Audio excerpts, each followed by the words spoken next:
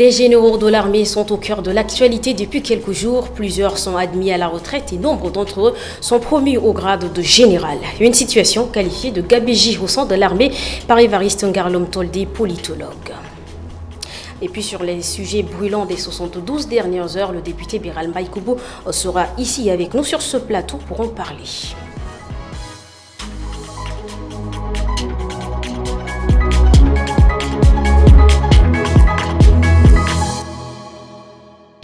Bienvenue à vous, chers téléspectateurs qui nous rejoignent. Ce dernier temps, un bon nombre de généraux sont mis à la retraite, soit par limite d'âge, soit par anticipation, et d'autres sont élevés au grade de général. De l'avis du politologue, cette réforme au sein de l'armée est une gabegie. Les derniers généraux à être envoyés à la retraite sont Bichara Issa Djadala, Azem Bermandoua Aguna, tous anciens membres du Conseil militaire des transitions, qui avait pris le pouvoir le 21 avril 2021 à la mort du président Idriss Déby Itno. Depuis le mois de mai, le président de transition Mohamed Idriss Déby a admis plus d'une centaine de généraux à la retraite et a élevé plusieurs autres. Interrogé sur ce sujet, le politologue Dr Évariste Ngarlom Toldé affirme que c'était poids de mesure. Des dizaines de généraux ont été mis à la retraite, mais il faut le reconnaître que cette décision n'a pas du tout, cette question n'a pas été discutée au dialogue national inclusif et souverain. Et c'est dommage qu'une question aussi sensible ne puisse pas être abordée lors de cette messe, cette grande messe des Tchadiens. Dans ce pays, il n'y a rien de normal. Autant on envoie des généraux à la retraite, autant on est en train encore d'en faire d'autres promotions. Imaginez-vous, une cinquantaine ou soixantaine envoyés à la retraite, mais depuis lors, on a presque 100 qui sont venus grossir les rangs des généraux. Hein? Des colonels qui sont passés généraux depuis quelques jours, imaginez-vous. Donc ça veut dire qu'on fait un pas en avant, deux pas en arrière. C'est pas du tout normal. C'est-à-dire qu'on ne régresse pas, on ne diminue pas en fin de compte le nombre des généraux. Hein? Donc ça ne fait qu'augmenter. Mais ce n'est pas du tout normal avec la taille qu'on a de l'armée. On a un effectif de généraux de cette manière, ça crève le budget de l'État, ça pèse sur les finances. Donc ce n'est pas du tout normal. Il faut commencer par faire partir les généraux analphabètes. Les uns sont admis à la retraite par anticipation, d'autres sont frappés par l'âge. Depuis ce départ massif, seul le général Idriss Dokoni Adiker a contesté ouvertement son départ. Selon les observateurs, le Tchad est l'un des pays qui compte environ 600 généraux. L'UNESCO, l'Organisation des Nations Unies pour l'éducation, la science et la culture, en partenariat avec le ministère des Affaires culturelles, a organisé ce 30 juin au Palais des Arts et de la Culture de N'Djamena une exposition plaidoyer sur l'accès à la vie culturelle et artistique en faveur de la réconciliation et de l'insertion sociale au Tchad. Dalé Paul nous en dit plus. 4 initiatives pilotes soutenues par le Fonds d'urgence pour le patrimoine de l'UNESCO ont été présentées à l'auditoire. Ces projets d'inclusion sociale comprennent, entre autres, la formation des formateurs en danse et en théâtre d'anciennes recrues de Boko Haram, des programmes artistiques pour des enfants sans abri, la promotion de l'accès des femmes aux expressions culturelles. Nous nourrissons le vœu que ces initiatives pilotes puissent davantage se développer dans une dynamique partenariale afin de contribuer au développement du secteur culturel et à l'autonomisation de ses acteurs, au renforcement de la cohésion sociale, à la réconciliation et à la promotion de la paix. Le projet de l'UNESCO est salué par le ministre des Affaires culturelles. Voir par exemple de jeunes enfants de la rue dans un contexte progressif de résilience et un brassage des messages forts pour l'éducation, la rééducation des crises, des conflits et violences diverses. À travers cette formation axée sur l'humain, ces hommes et femmes pourront apporter leur contribution à la construction du Tchad que nous voulons. Les bénéficiaires de ce projet sont notamment l'association d'Akuna Espoir, le groupe de danse Ndamsena, la troupe théâtrale de Bol Yalhille. Et comme annoncé dans les grandes articulations, les 72 dernières heures sont les plus mouvementées. D'abord, il y a eu l'adoption du projet de constitution de la République du Tchad par l'Assemblée nationale, sinon par le Conseil national de transition, et également l'appel au retour des exilés du 20 octobre 2022. Et pour en parler, nous recevons sur ce plateau le député Béral Mbaïkoubou. Bonsoir et merci d'être là. Bonsoir, merci de l'invitation.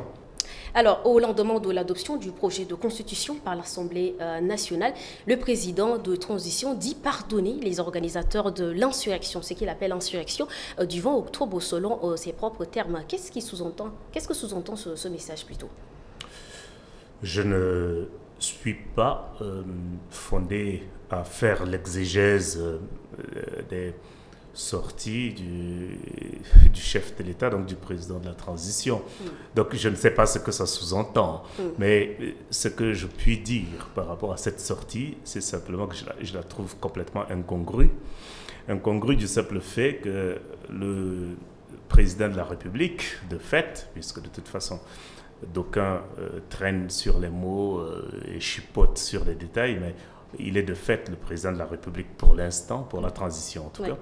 Le président de la République dit pardonner les unes et les autres qui seraient en exil ou qui se seraient rendus coupables des actes d'insurrection du 20 octobre. Ce qui ramène à se placer à sa place en victime de ce qui se serait passé le 20 octobre de l'année dernière. Puisqu'il dit pardonner. Alors oui, il n'a pas à pardonner, puisque je crois savoir que ce sont plutôt les manifestants ou les insurgés, s'il le veut, du 20 octobre qui ont été matés par la force publique, et donc par son armée, sa police, et de toute façon, ses forces censé être de défense et de sécurité. Alors, donc cette victimisation me paraît absolument inopportune et je pense que le chef de l'État aurait pu,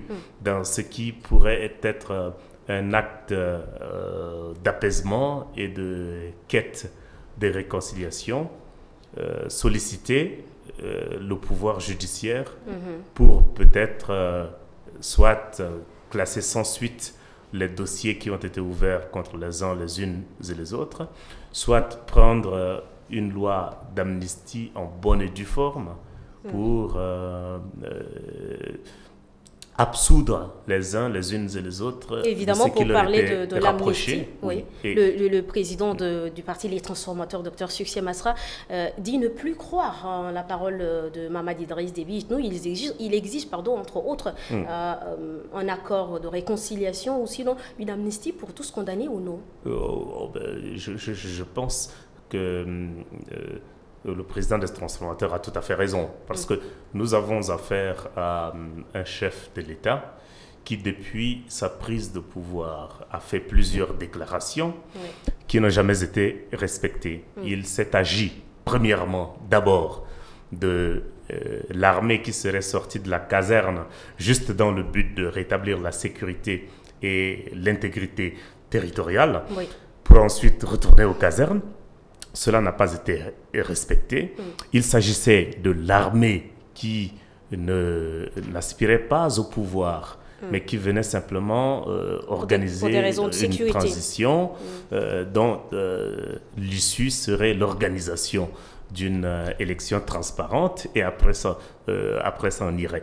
Aujourd'hui, cette armée garde le pouvoir en toute tranquillité. Cette armée est autorisée à être candidate à sa succession à l'issue de la transition. Je ne fais aucun procès d'intention. Mais de toute façon, l'accord dans les textes est déjà donné à cette armée. Et donc, après toute cette succession de paroles données mais jamais respectées, il est tout à fait légitime que les uns, les unes et les autres s'inquiètent et en tout cas se montrent prudents quant à l'appel au retour au bercail lancé par le président de la transition avant-hier. Alors, est-ce qu'avec la grâce présidentielle, l'appel au retour des exilés, même si les présumés coupables ne sont pas identifiés, on pourra tourner la page 20 octobre? Non, la réalité est que la grâce présidentielle, elle est accordée à les personnes qui ont déjà été condamnées. Donc ça, c'est un fait, c'est acté, et d'ailleurs, c'est à saluer, considérant que ces personnes n'auraient peut-être dû jamais être condamnées pour la plupart d'entre elles. Je ne suis pas de celles et ceux qui pensent que les manifestations du 20 octobre étaient des manifestations pacifiques. Ça, c'est un mensonge. Un mensonge au même titre que le gouvernement qui prétend que c'était de la légitime défense. Notre problème dans ce pays, c'est que tout le monde ment à tout le monde. Le 20 octobre, les manifestants sortis n'étaient pas que des enfants de cœur. Il faut que l'on soit clair là-dessus. Il y avait des personnes qui étaient dans la déviance et la dérive totale. Ils étaient aussi armés? Qui prenaient la violence, qui étaient armés à un degré ou un autre. Maintenant, la seconde chose qu'il faut dire et qui est la plus importante, c'est que la réplique de l'État était disproportionnée par rapport à des individus qui, avec des bouts de bois, des cailloux, des lance-pierres, etc., avaient l'illusion de pouvoir mener une révolution. Notre armée est une armée qui est parmi les plus dotées de la sous-région. Donc, pour se protéger contre des lance-pierres, contre des gourdins et peut-être contre des coups de poing, l'armée dispose de beaucoup d'arsenaux. Et il n'y avait pas la nécessité de dégainer cette répression qui était du 3e degré et qui était complètement disproportionnée. Donc voilà pourquoi je trouve cynique et absolument antipathique la sortie du chef de l'État qui plutôt dit pardonner à celles et ceux qui se seraient rendus coupables d'actes insurrectionnels. Parce que là, le chef de l'État s'est posé en victime, là où en réalité, il devrait plutôt culpabiliser et implorer le pardon des personnes qui ont été souvent injustement arrêtées du simple fait de disposer du drapeau tricolore dans leur maison ou bien d'être surpris dans des conditions absolument collatérales quant aux manifestations du 20 octobre. Je pense qu'il y a un imbroglio total que le président de la République semble enjamber de manière trop simpliste. La victimisation du pouvoir n'est pas à sa place. Député Béral Mbaïkoubou, merci beaucoup et merci d'être passé. Je vous en prie. Et le journal se poursuit. La 9e édition du Festival des Arts et de la Culture Massa Tokna Massana est officiellement lancée ce 30 juin à Yagoua au Cameroun. Un véritable moment d'union entre les communautés Massa du Tchad et celles du Cameroun. Junior Bekoutou et Yves Dangourbé sont nos envoyés spéciaux. Regardez. Porter la tradition, diffuser la culture, promouvoir le développement, c'est sur ce thème que cette 9e édition du Festival des Arts et Culture Massa Tokna Massana se tient à Yagoua dans la région de l'extrême nord du Cameroun en présence de son gouverneur Midjawa Bakari. Unir les Massa du Tchad et du Cameroun à travers leur culture est l'objectif du festival. La danse gourna, la course à la pirogue, la lutte. Ce festival est une occasion de découvrir la diversité de la culture Massa, mais pas seulement. Tokna Massana est donc une opportunité de rappeler à la jeune génération Massa sa culture qu'elle est en train d'oublier au détriment de la culture occidentale. Au-delà de son caractère festif, Tokna Massana est un moyen de développer l'économie et le tourisme. Il prendra fin le 1er juillet 2023 à travers diverses compétitions. C'est définitivement terminé pour cette édition.